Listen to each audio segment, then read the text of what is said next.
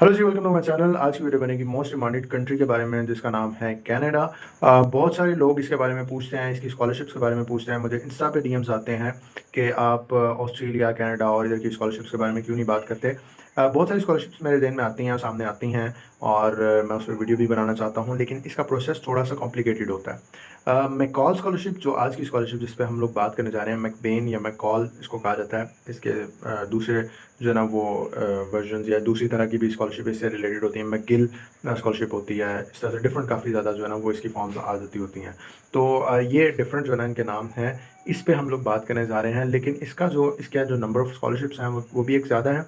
और दूसरी बात यह है कि इसमें जो सिलेक्शन क्राइटेरिया है वो मुझे समझ आ चुका है। ज़्यादातर स्कॉलरशिप्स जो होती हैं उनका प्रोसेस जो होता है, हमारे जो यूरोपियन स्कॉलरशिप्स होती हैं या जो एशियन स्कॉलरशिप लाइक कोरियन और चाइनीज़ और जापानीज़ स्कॉलरशिप या इवन गल्फ़ कंट्रीज़ की जो स्कॉलरशिप्स होती हैं उनसे काफ़ी डिफरेंट होता है। तो इसका जो प्रोसेस होता है वो समझने में काफ़ी देर लगती है, और फिर मुझे समझाने में भी काफ़ी मतलब कॉम्प्लेक्सिटी फ़ील होती है।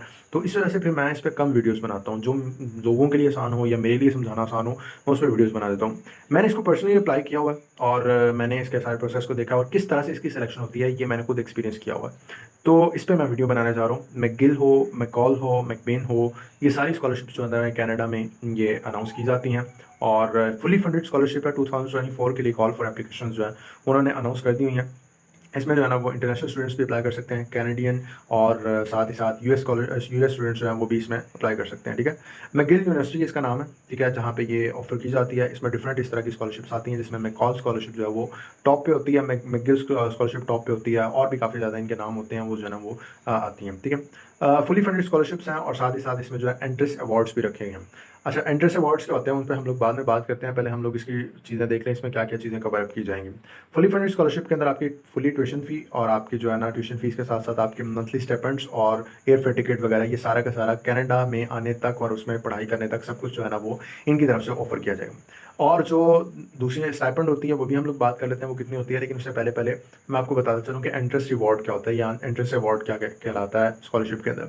जो स्टूडेंट्स अपने अंदर कुछ खास स्किल्स रखते हैं, एबिलिटीज़ रखते हैं, उनका जो क्राइटेरिया होता है वो बाकी स्टूडेंट से अलग होता है। उनका जो एकेडमिक लेवल होता है वो बाकी स्टूडेंट से थोड़ा सा डिफरेंट होता है।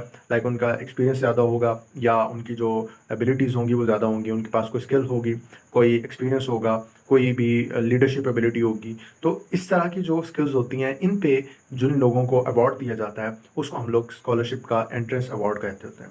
तो एंट्रेंस अवार्ड जो होता है इसमें भी आपको, इसमें बाकी चीज़ें, बाकी बेनिफिट्स आपको नहीं मिलते। लाइक आपको जो है वो आपका जो एयर फेयर टिकट नहीं दिया जाता, आपकी ट्यूशन फ़ी एग्जाम नहीं की जाती, लेकिन इसके बिहाफ पे आपको एक अवार्ड दिया जाता है। आपकी जो ना वो पैसों की सूरत में आपको दिया जाता है, जो कि आप अपने ट्यूशन फ़ी या अपने बाकी एक्सपेंसेस को कवर करने के लिए यूज़ कर सकते हैं।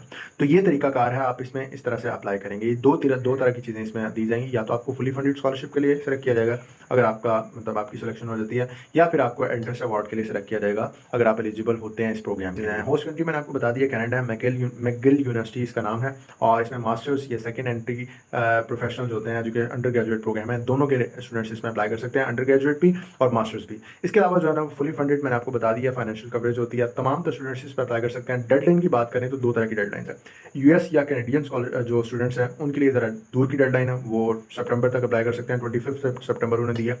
लेकिन जो पाकिस्तानी और इंडियन और यहाँ के बाकी जो इंटरनेशनल स्टूडेंट्स हैं, यूएस और कैनेडियन स्टूडेंट्स के अलावा जितने भी स्टूडेंट्स हैं वो सारे के सारे 21 अगस्त 2024 तक इस पर अप्लाई कर सकते हैं। यानी कि आपके पास तकरीबन 18 दिन बाकी हैं आज की वीडियो अपलोड होने के बाद।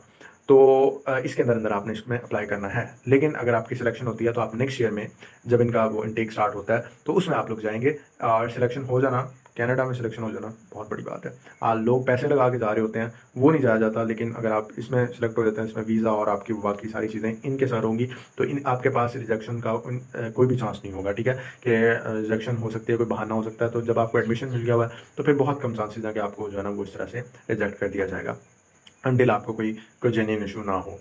जो एम्बेसी के हाथ में होता है वो फिर वो बाद में कर देते हैं। लेकिन अगर आपकी सारी चीज़ें कंप्लीट हैं तो आपको जो है ना कनाडा की स्कॉलरशिप मिल जाएगी, और आप वहाँ पे मूव भी कर जाएंगे।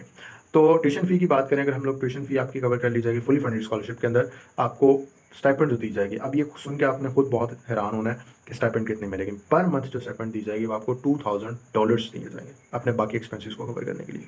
लाइक आपने वहाँ रहना है, आपने रेंट पे करना है, आपने पूरा महीना खाना पीना है, तो उसको भी आप जो है ना, वो तो एक्सपेंसेस आप देख सकते हैं कितने एक्सपेंसेस होते हैं, उसके अकॉर्डिंगली जो है ना वो आपको दिया जाएगा, ठीक है। उसके बाद जो है ना वो आपको रीलोकेशन के लिए मॉन्ट्रियल कनाडा की एक सिटी है, या आई थिंक उनकी स्टेट है या सिटी है, मैं उसके बारे में श्योर नहीं, मुझे खुद जो है ना वो ज़हन से निकल गया, लेकिन मॉन्ट्रियल जो है ना वहाँ पे जाने के लिए और मूव करने के लिए वन टाइम रीलोकेशन के लिए आपको जो है ना वो ग्रांट दिया जाएगा, और फॉर एग्जांपल ट्रैवल टिकट दिया जाएगा, या आप कहीं पे भी जाना चाहते हैं तो आपको एक ग्रांट सी दी जाएगी, ठीक है। ये भी फुली फंडेड स्कॉलरशिप में आ जाएगा। ये पहली चीज़ हो जाती है। अगर आपको इसके लिए सेलेक्ट नहीं किया जाता तो हो सकता है आपको एंट्रेंस अवार्ड पे सेलेक्ट कर लिया जाए, और हो सकता है कि दोनों में कर लिया जाए, लेकिन ज़्यादातर जो है ना वो एक के लिए ही करते हैं। एंट्रेंस अवार्ड्स क्या होते हैं कि लाइक मैंने आपको बता दिया कि आपकी किसी स्किल की बेसिस पे आपको कुछ रिवॉर्ड दिया जाता है, आपका अवार्ड होता है, वो जो है ना वो कॉस्ट आपकी होती है कि आप अपने एक्सपेंसेस वगैरह कवर कर लें, जो भी आप लोग उस कॉस्ट को यूज़ करना चाहते हैं वो कर सकते हैं। $5000 से $20,000 जो है वो एक ही टाइम पे आपको दे दिए जाते हैं। लाइक एक ही टाइम का मतलब है वो आपकी फिक्स अमाउंट होती है जो आपको मिलनी है, पर मंथ नहीं मिलते, ठीक है। ये एक ही दफ़ा आपको मिलते हैं, और फिर आपने इसको यूज़ करना है। ये कम से कम 5000 होंगे, ज़्यादा से ज़्यादा 20000 होंगे, और ये डिपेंड करता होगा आपकी एबिलिटी पे, आपके एकेडमिक लेवल पे, आपकी स्किल लेवल पे। आपकी स्किल कितनी स्ट्रॉन्ग है उतने ही आपको जो है ना वो 5000 से 20000 के दरमियान जो अमाउंट है वो दी जाएगी। एलिजिबल प्रोग्राम्स जो हैं वो मैंने उनकी लिस्ट डिस्क्रिप्शन में दे दी हुई है, आप वहाँ पे चेक कर सकते हैं। MA आर्ट्स है, MBA है, और मास्टर्स इन इंजीनियरिंग है, उसके बाद मैनेजमेंट है, पब्लिक पॉलिसी है, साइंस है, और बहुत सारे प्रोग्राम्स हैं वो आप लोग इसमें देख सकते हैं। मैंने डिस्क्रिप्शन में भी दे दिए हैं। Second entry under graduate programmes होते हैं, उनके अंदर लॉ, डेंटिस्ट्री और मेडिसिन वाले इस पर अप्लाई कर सकते हैं। और एलिजिबिलिटी क्राइटेरिया जो है उसके अकॉर्डिंगली अगर हम लोग देखें तो आप जो है ना वो उसमें इनके तो सारी जो मतलब उनके एकेडमिक रिक्वायरमेंट्स होती हैं वो देखेंगे।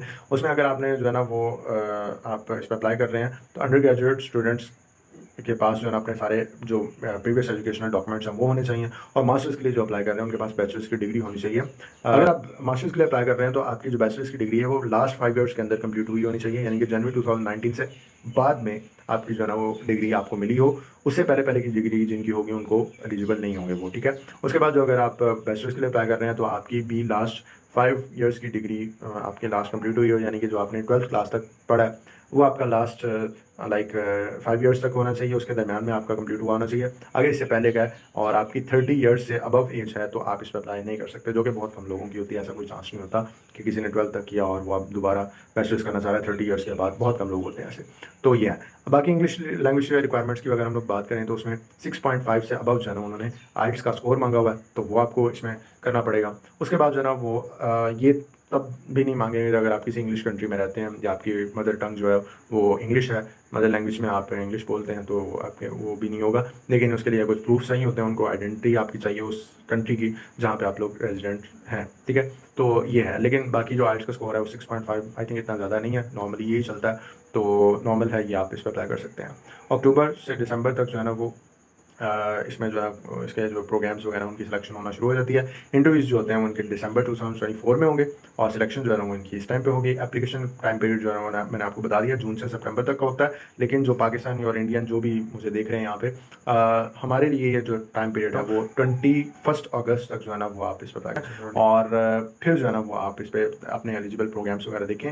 और अच्छा, अब कुछ टिप्स की बात कर लें, हम लोग देख लेंगे इसमें क्या क्या चीज़ें मैटर करती हैं। देखिए, आपके मार्क्स, आपकी जो है वो डिग्रीज, ये सारी चीज़ें तो लगनी ही लगनी हैं। ये इतनी ज़्यादा मैटर नहीं करती, करती भी हैं लेकिन इतनी ज़्यादा नहीं जितनी ज़्यादा बाकी चीज़ें करती हैं। उसमें आपने कुछ लेटर्स लिखने हैं, कुछ एसेस लिखने हैं अपनी, आपकी करिकुलर एक्टिविटीज़ पे, आपकी कोई वॉलंटियर एक्टिविटीज़ पे।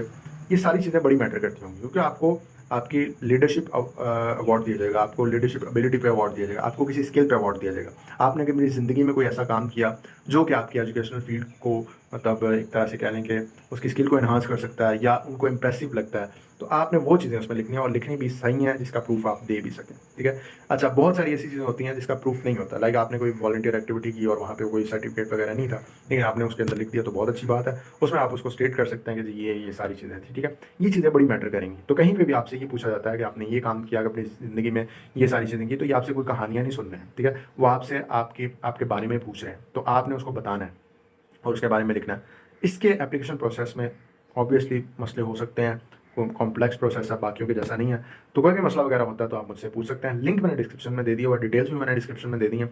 मेरी वीडियो देखते हुए या साथ-साथ या उसके बाद आप डिस्क्रिप्शन को पढ़ लिया करें, ताकि आपको वो सारी चीज़ें क्लियर होती जाएँ, जो मैं बता रहा होता हूँ। मैं सारी चीज़ें वहाँ पे डिस्क्रिप्शन में भी लिख देता हूँ। कॉल है उसको पढ़ भी सकते हैं, जो उन्होंने पोस्टर्स वगैरह बनाए हुए हैं, ठीक है। इनके एलिजिबल प्रोग्राम्स को देख सकते हैं और इसके प्रोसेस को स्टार्ट कर सकते हैं। प्रोसेस में किसी भी तरह की मुश्किल होती है, कोई भी मुश्किल आती है, कोई भी परेशानी आती है, कोई भी इशू होता है, आप मुझे इंस्टा पे डीएम कर सकते हैं @digital.work पे, ठीक है। यहाँ पे भी आ भी जाएगा आपके सामने। वहाँ पे आप मुझसे पूछ सकते हैं, कमेंट कर सकते हैं। कमेंट्स मुझे अक्सर शो नहीं होते, तो बेहतर यही है कि आप मुझे इंस्टा पे टच कर लें, मैं वहाँ पे आपको ज़रूर रिप्लाई करूँगा। और आपको वीडियो अच्छी लगी तो इसको लाइक कर दें, जिनको इस वीडियो की ज़रूरत है उस तक ये वीडियो शेयर कर दें और मेरे चैनल को सब्सक्राइब कर दें। Thank you for 1000 subscribers. Again मैं ये चीज़ आपसे बोल रहा हूँ, 1000 सब्सक्राइबर्स आपने करवा दिए हैं, अब आगे भी आप लोगों ने सपोर्ट करना है। तो मिलते हैं आपको अगली वीडियो में, उतनी देर के लिए सी या।